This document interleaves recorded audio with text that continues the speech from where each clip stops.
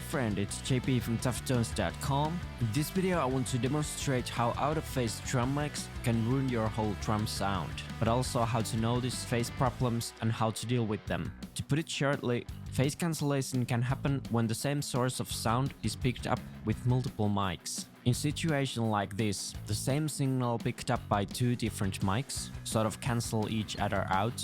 On their own the mics can sound good, but when you're listening them at the same time, their combined sound is hollow, thin and weird. So this kind of thing happens often with multi-mic'd instruments, such as drums. Let's jump into an example. So take a listen to these drums. Do they sound weird to you?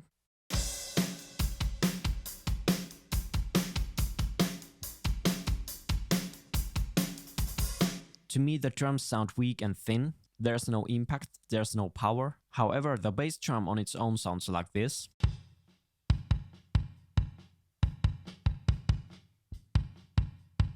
On its own it sounds good, it's decent, but when the whole drum kit is playing, it sort of disappears.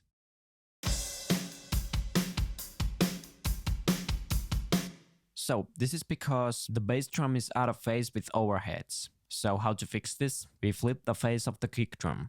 Usually it can be done with a plugin, like for example in Logic Pro you have the flip phase button in the gain plugin. In Pro Tools it's in the EQ for example, and in Reaper it's in every channel, and you can also find it in this SSL channel that I use a lot.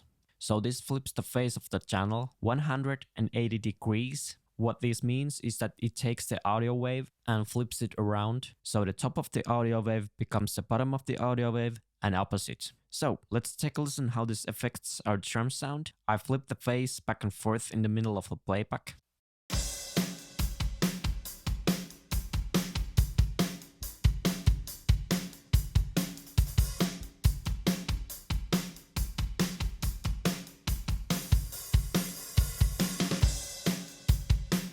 Sounds so much better when the kick is in phase with overheads. Let's try the same thing for snare, and this time I'm using the SSL channel phase flip button.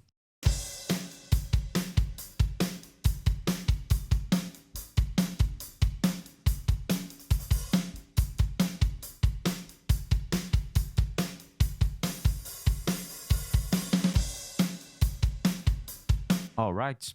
So if your drums sound somehow weak or hollow, try to flip the phase, because EQ or compression isn't going to fix this. Let's take another example. In case you have ever used drum samples or want to use them, this one's for you. So in this example, I'm using a snare sample together with the snare. And what you want to do with the samples, you want to print them down to audio, like I have in this example. And sometimes when using samples, the following thing can happen.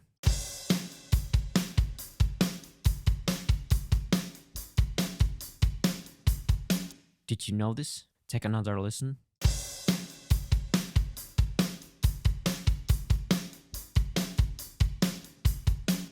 So for the most part it sounds good, but some of the hits sound weak and again hollow and thin.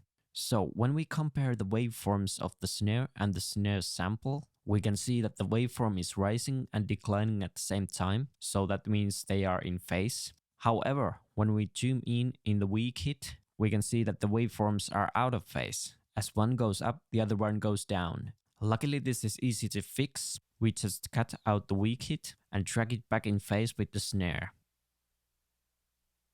And the same thing we can do to every single weak hit. So let's take a listen how this affects the sound.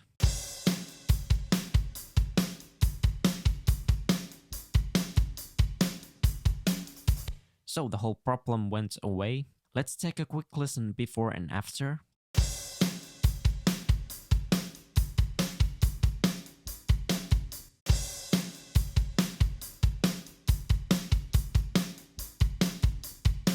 Alright, I like to check the phases of the drums when I start to record them. And next up I'm going to show you how. If you don't have a control room like in most home studios, you can record a short clip.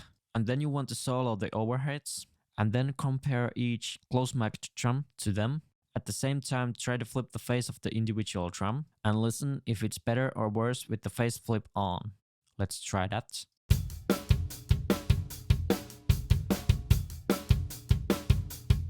I think this sounds better without the face flip, so I'm taking it away. Moving on.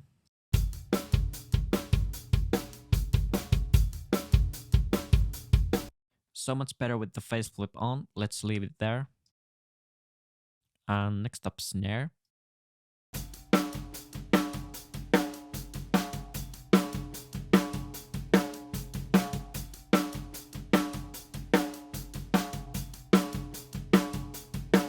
The snare sounded better, so much more power and punch, so let's leave the face flip on.